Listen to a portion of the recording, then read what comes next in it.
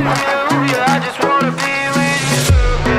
I feel like you're lying, trying to be real, but you seem so fake. I'm so over trying to move on, but you're in my way.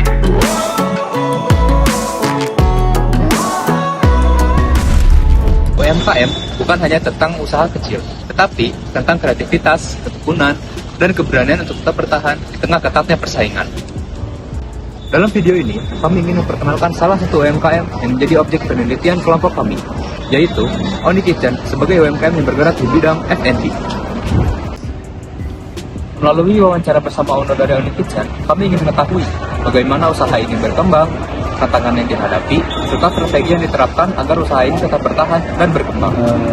Mungkin kalian di sini pengen tahu kalau alasan coach lebih memilih untuk usaha di bidang F&B, yaitu Oni Kitchen ini. Kalau boleh tahu alasannya apa, Mas? Waktu menjalani usaha Oni Kitchen ini, kebetulan posisinya itu baru beres bangkrut dari usaha fashion hijab. Di sebelumnya itu buka kayak grosiran gitu di pasar. Nah, jujur sebelumnya coach itu memandang sebelah mata bisnis makanan, karena coach berpikir berapa sih untungnya gitu dari makanan, kok harganya juga murah. Tapi ternyata bisnis makanan ini setelah dijalanin, kelebihannya adalah perputaran dananya lebih cepat. Jadi kalau fashion kan mungkin kita nyetoknya harus banyak, harus ikutin pasarnya, sedangkan fashion laki-laki sama perempuan kan berbeda ya. Kalau perempuan tuh emang konsumtif banget gitu, jadi pasti modalnya selalu fast fashion, berubah-ubah. Sedangkan kan kalau makanan setiap hari orang membutuhkan makanan, jadi perputaran dananya tuh lebih cepat. Akhirnya memutuskan bisnis F&B. Kalau usahanya ini tuh udah jalan dari sejak kapan sih, Coach? Dari Februari 2018. Dan kalau pandangan Coach perkembangan saat ini gimana tentang usaha Coach? Kalau perkembangan, alhamdulillah jauh berkembang. Dari 8 tahun berjalan, udah mau 8 tahun berarti ya, itu ups and down-nya banyak banget. Kayak misalnya dulu kalau di 2018 susah buat cari makanan Korea yang harganya 15.000. Kalau sekarang udah banyak banget gitu ya pesaing-pesaingnya. Terus kalau misalnya dulu kompetitornya itu sama-sama makanan Korea gitu. Kalau sekarang kompetitor yang tidak langsungnya itu ada juga kayak ceker tanpa tulang, kayak temen nasi gitu yang dibuat sambal gitu kan. Jadi dalam 8 tahun terakhir ini kalau kita nggak ngikutin tren ekonomi di pasar, tren anak mudanya maunya kemana, mungkin udah bisa jauh ketinggalan gitu. Jadi banyak banget sih perubahannya, perkembangannya. Dari misalnya kayak dulu seringnya endorse sama Insta story di Instagram gitu. Kalau sekarang lebih ke TikTok, terus affiliate sama kemarin nyobain iklan di TikTok gitu. Untuk ads itu ya? Ya, apa sih namanya, lupa lagi. Adalah. Iya.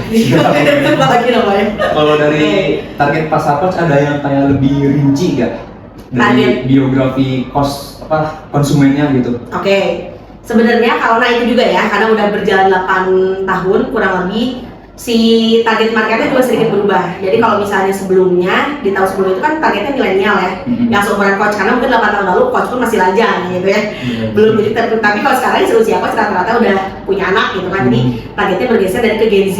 Nah tapi si yang milenial ini tuh masih banyak yang jadi pelanggan tetap gitu, jadi pelanggannya masih tetap membeli. Nah cuma sekarang pendekatannya gimana caranya biar si Oni Kitchen ini masuk ke Gen Z. Mungkin satu-satunya, salah satu kalau kayak dari outlet, kita renovasi outletnya, karena kan kalau Gen Z ini lebih suka tempat-tempat estetik gitu, yang bisa ada bulan ngasih makan Instagramnya gitu, Instastory-nya gitu. Jadi harus menyesuaikan, karena kalau milenial tuh dia nggak peduli lah tempatnya gimana, yang penting rasanya enak, harganya murah gitu. Tapi kita harus menyesuaikan. Nah mungkin nanti kalau misalnya Oni Kitchen amin gitu ya masih bertahan 5-8 tahun lagi ke depan, mungkin bergeser lagi trennya ke anak-anak alpa sekarang gimana tuh ininya gitu. Jadi pasti bakal target marketnya kita selalu menyesuaikan.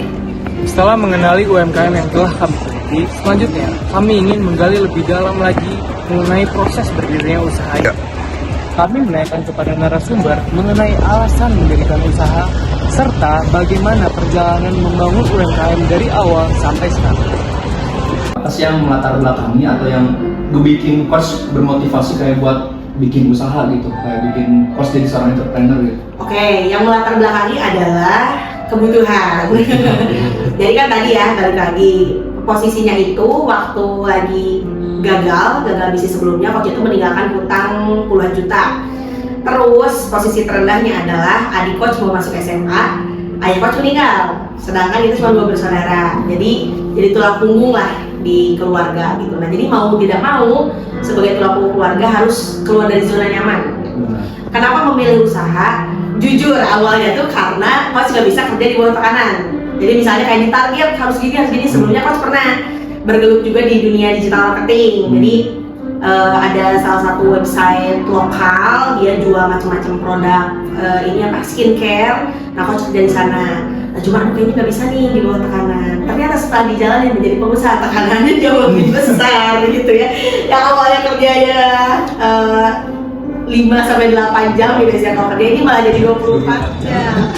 Nah, selain membahas perjalanan usaha, kami juga menanyakan mengenai tantangan yang saat ini dihadapi dan bagaimana harapan kedepannya bagi UMKM ini. Jadi, tantangan yang dihadapi itu bukan hanya dari faktor internal, tapi juga dari faktor eksternal seperti perubahan pasar dan perilaku konsumen. Kalau tantangan sejauh ini paling besar tadi ya dari SDM, karena SDM tuh ada aja dramanya, never ending problems gitu. Jadi pasti selalu ada aja, misalnya tiba-tiba izin gitu, atau misalnya tiba-tiba menghilang, tidak ada kabar gitu. Nah ini juga bisa perbandingan antara Gen Z sama milenial. Rata-rata tim tuh masih milenial sih, cuma ada beberapa yang Gen Z. Kemarin ada yang beberapa Gen Z kerja nih menghilang itu tiba-tiba nggak ada kabar 2 minggu.